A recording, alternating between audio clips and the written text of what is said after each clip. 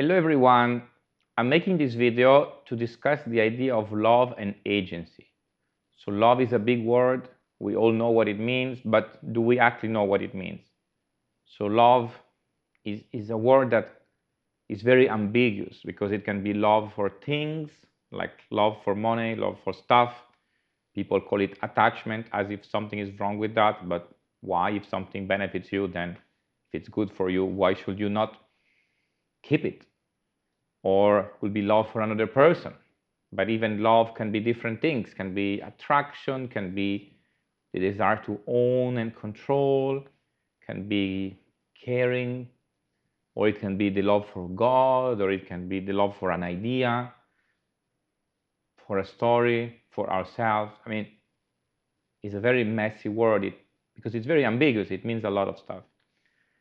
And I want to connect the word love in my interpretation with the word agency. So, but first let's look at agency, which is a less known and less used word. So what does agency means? Agency is basically recognizing the other as an agent. An agent is someone who has free will, let's say. Someone who can make his own decisions. An agent is kind of another you. This is the idea. So agency or agent in opposition to object. So the object is not an agent. It's like just like object or subject. So we can say there are objects, like objects, and subjects like, let's say, people, but maybe even animals. The idea is that there is an expectation that the object is like passive, it's just a bunch of atoms of matter, whatever. And it doesn't, like, you cannot hurt a stone. You cannot make a stone happy. I mean, you can do stuff to the stone, but let's say the stone doesn't care. Because the stone is not an agent, is not a subject, it doesn't perceive anything. The stone is just an object. So if, for example, let's say if you break your phone, no one is really going to complain. But if you hurt a cat, people will complain that it's cruel, it's bad, you're hurting. Why? Because they believe the cat has agency, the cat is a subject. The cat can feel stuff, but the phone cannot. So this is the distinction I want to make with agency. So the agent is something or someone like you, can perceive stuff, can feel stuff, has emotions, can take decisions, is not a thing, is a being. The object is just a thing. So let's say, what's wrong with slavery? Well, what's wrong with slavery? I'm not going to a debate of right and wrong because it will not serve the purpose of this video, but maybe I will make a video in the future try to explain this idea. But in this case, let's say, what's wrong with slavery? So it's just an example, yeah? It's that a subject, an agent, becomes an object. Because if someone said, I have a collection of cars, well, no one really cares. But if someone say, I have a collection of slaves, then they say, oh, but that's wrong because those are people. Those are not cars. They are not objects. And nowadays we are waking up to the idea that potentially animals are also subjects, are also agents. So if someone say, I have 1,000 cows in this farm and I treat them like shit, someone could say, well, that's wrong. But if you have a lot of cars and you don't care about those cars and they rust or they get a lot of dust or whatever, no one cares because we consider the car an object. But the human, as in the slave or the animal, the human for sure, but the animal, some people also consider the animal an agent, consider the animal a being and not an object. So during slavery, we confused beings, agents, subjects with objects. And of course, today we have changed this view, and so we look back in history and we say that was wrong. And I will not go into the detail of wrong because this will require a video about a specific video to discuss right and wrong, and it's complicated. So but let's stick to love and agency. So again, someone could say, I love someone because I want to be with them, or I love someone because they make me feel good, or I love someone, and those are all perfectly valid form of love. It's like, again, personally, I believe there is no right and wrong. There are preferences and stories. But again, this will be explored in further videos. So imagine that there is a movie, I forgot the name, I think it's called Run. So it's a movie about a mother that she really loves her daughter, and basically she gives her some medicine that make her like paralyzed. So she's on a wheelchair, she's very sick, so she's very dependent on the mother. And then I think she tried to apply to some universities, and the mother kind of catch the letters and destroy them. Basically, the mother doesn't want the daughter to leave her, to abandon her. She is very attached to the daughter. And then at the end, the daughter finds out about the medicine, and it basically ended up a disaster. Because of course, no one wants to be an object. No one wants to be controlled. So in this case, the daughter doesn't see it as, oh, my mother loved me so much that she poisoned me, so I'm sick, so I have to stay with her all the time. She sees it as, my mother is controlling. She's taking away my ability to make my own decisions. So what one person can see as love, another person can see as control. So you may believe that you are giving love, but on the other side, it may be perceived as you are being controlling, because you are loving the person more as if it was an object, just like you love this rare stone, and so you protect it, you put it in a safe. But of course, the stone doesn't want to be in or out of the safe, so it doesn't matter, because the stone is an object. But maybe the person that you love has specific aspirations, specific ambitions, specific desires, and yes, you may love them in the sense that you are very attached to them, and it is a form of love, because love can mean a lot of things, but you are not recognizing them agency. So in some way, I think the concept of agency, the idea of agency, is actually a lot more important than the concept of love. It's a lot more impactful, it's a lot more interesting. So in our society, we give a lot of space to words like love is everything, love is the solution, love here, love there, blah, blah, blah, blah. Big word, ambiguous. But we don't give much space to the word agency. So what is agency? Well, agency is recognizing in the other someone like us. Clearly, during slavery, the owner of the slave did not recognize in the slave someone like him. He perceived the slave maybe as an object or as an animal. But he doesn't see this similarity. He doesn't say, oh, this person is like me. Now, you can also do this to an animal. Let's say to a cat, you may say, well, this cat is a living being just like me. Yes, he's less smart.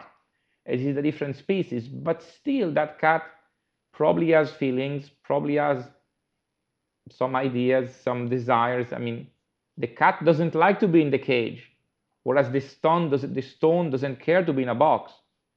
But the cat will hate to be in the cage. The desires of the cat may not be as sophisticated as the desires of the humans, but still the cat doesn't want to be in the cage. The cat wants to be able to roam around. So the agency is when you recognize in the other yourself.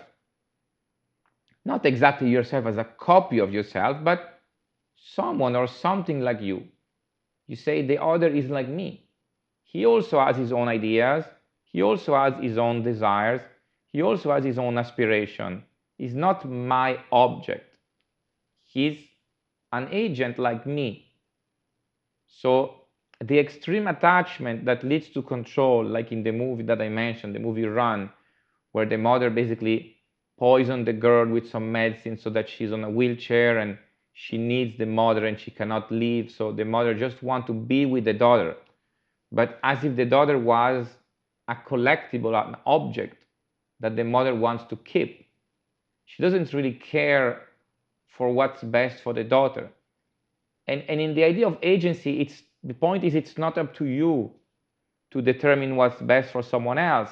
So even the parents may want to do what's best for the children, and there are limits to this, because up to a certain age, potentially the children can really lack experience, can really be immature, and because the children may not realize the full implications of his actions. So of course, up to a certain point, the parent can decide for the children, mostly because the children is less able to predict the implication of his actions. But in theory, an agent wants to decide for himself. An agent doesn't want someone else to decide for him and do what's good for him, especially if it's an adult. Now, of course, sometimes it's difficult to make the right decision.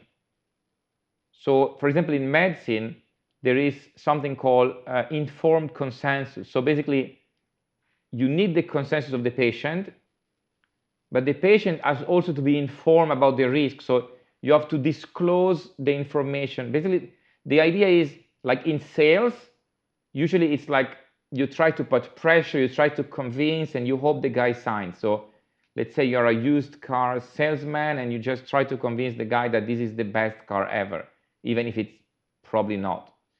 So sales have a different, let's say, ethical standard. In normal sales, you just put pressure and try to sell.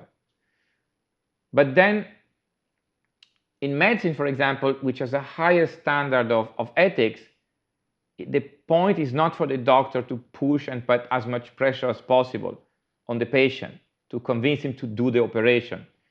It's to basically maximize the agency of the patient, which is what is called informed consensus, meaning that the patient has to agree, so he has to express his willingness to do the surgery, let's say.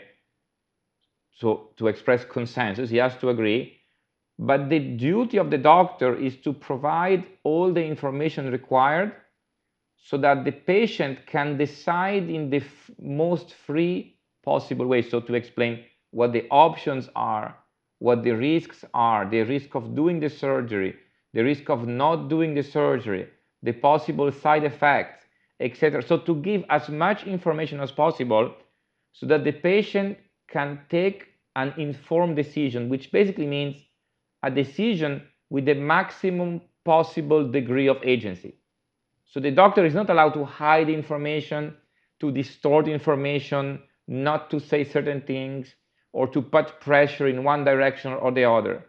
The doctor has to allow the patient to have the maximum possible amount of agency. That is, the patient should decide independently, and on top of that, he should be provided all the information that can be helpful to that decision, so that the decision is, let's say, as free as possible.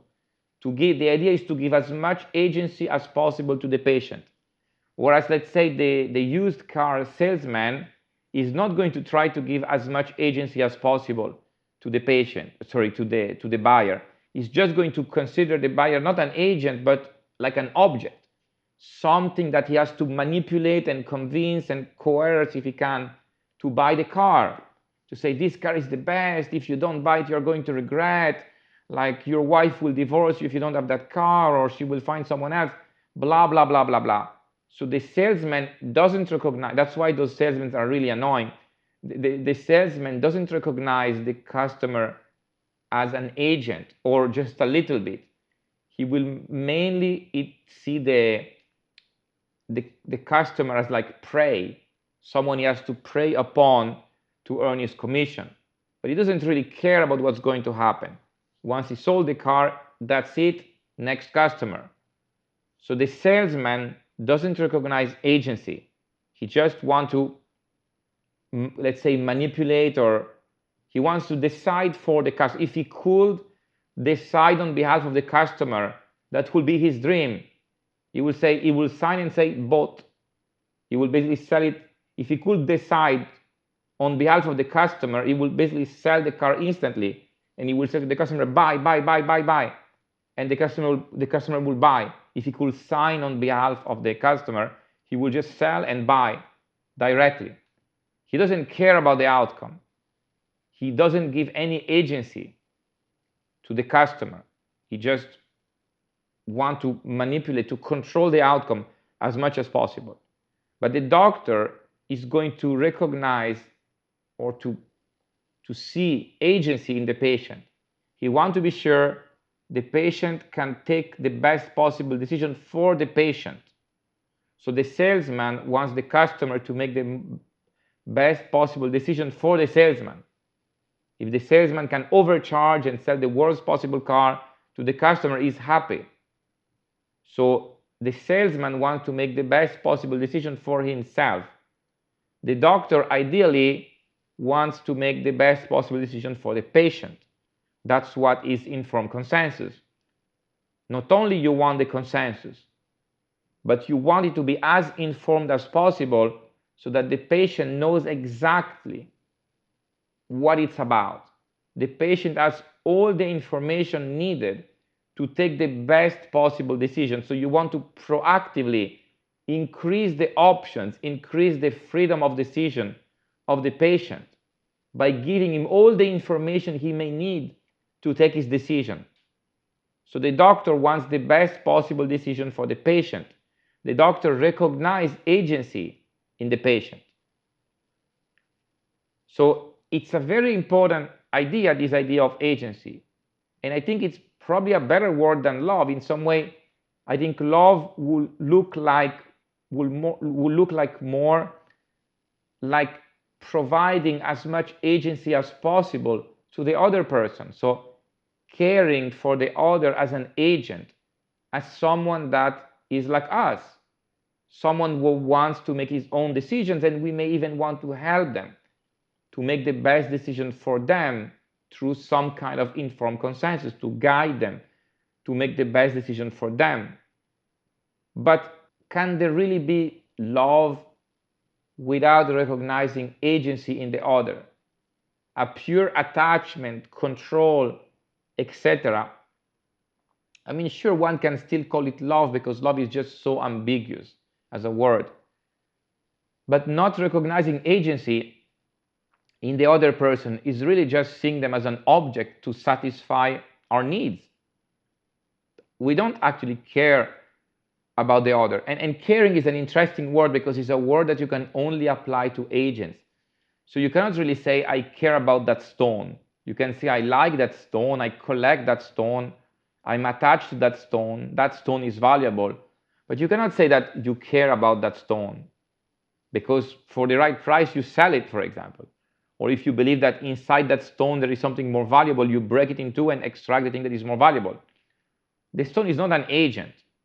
You cannot love the stone. You cannot care about the stone.